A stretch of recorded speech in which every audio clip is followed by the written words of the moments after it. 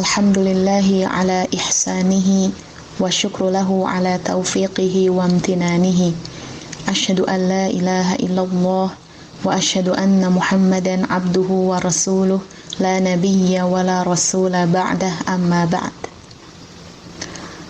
Bulan Ramadan menjadi momentum bagi kaum muslimin untuk menahan diri dari apa-apa yang dilarang oleh Allah Azza wa Jalla. Bahkan setetes air pun sangat kita jaga agar tidak masuk ke mulut kita. Padahal kita dalam keadaan sangat haus. Mengapa? Karena kita tidak mau ibadah saum kita batal atau berkurang nilai pahalanya. Oleh karenanya, kenapa output dari saum adalah takwa, agar kaum muslimin selalu waspada dan merasa diawasi oleh Allah, sehingga senantiasa dapat menjauhi dari perkara-perkara yang dilarang oleh Allah dan melaksanakan perintahnya. Perkara yang harus menjadi perhatian kaum muslimin adalah tentang hati. Hati bisa terpengaruhi oleh banyak hal, dan perkara besar yang mempengaruhi hati adalah harta yang haram. Oleh karenanya, pernah seseorang bertanya kepada Imam Ahmad bin Hanbal, "Wahai Abu Abdullah, apa obat penyakit hati?"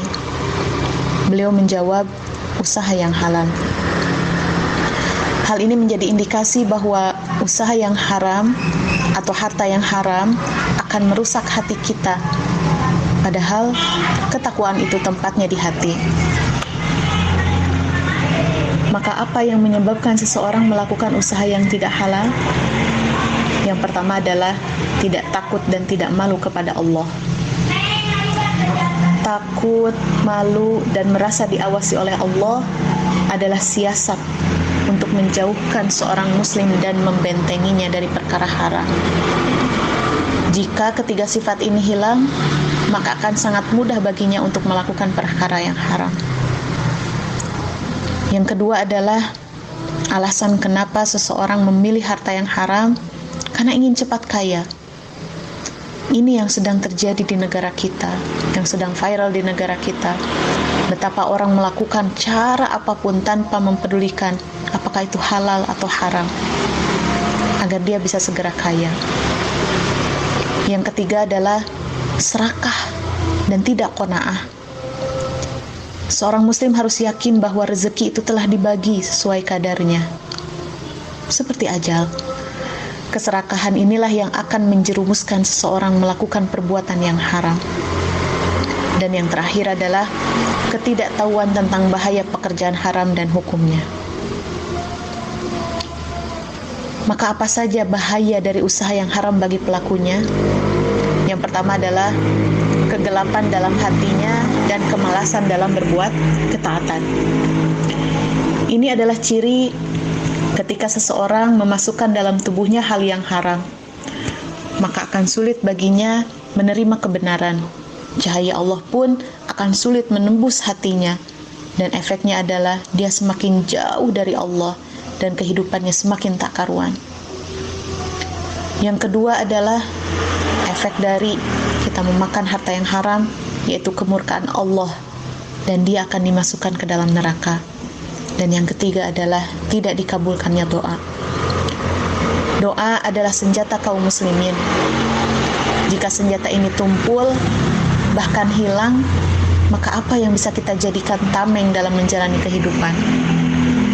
Kisah yang sangat masyhur diceritakan oleh Rasulullah SAW, yaitu seseorang yang lama bepergian, rambutnya kusut, berdebu, dan dia menengadahkan kedua tangannya ke langit, lantas berkata, "Wahai Robku, wahai Robku."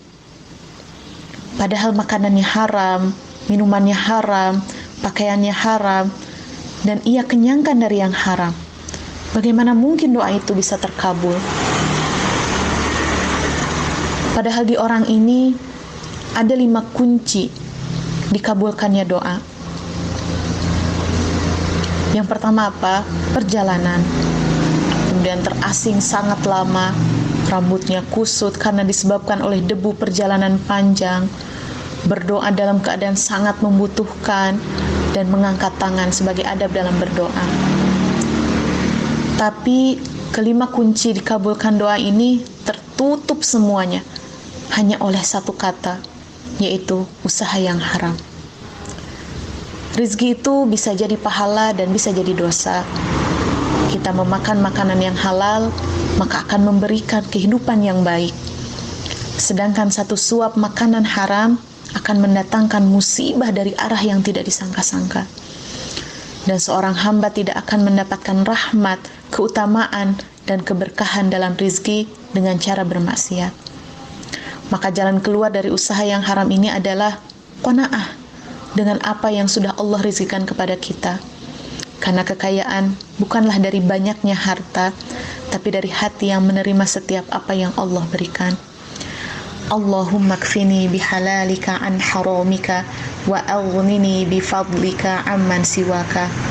Ya Allah, cukupkanlah aku dengan barang yang halal hingga aku tidak membutuhkan kepada yang haram, dan cukupkanlah aku dengan keutamaanmu hingga aku tidak butuh kepada selainmu. Subhanakallahumma wa bihamdika asyhadu an la ilaha illa anta astaghfiruka wa atubu ilaik. Wassalamualaikum warahmatullahi wabarakatuh.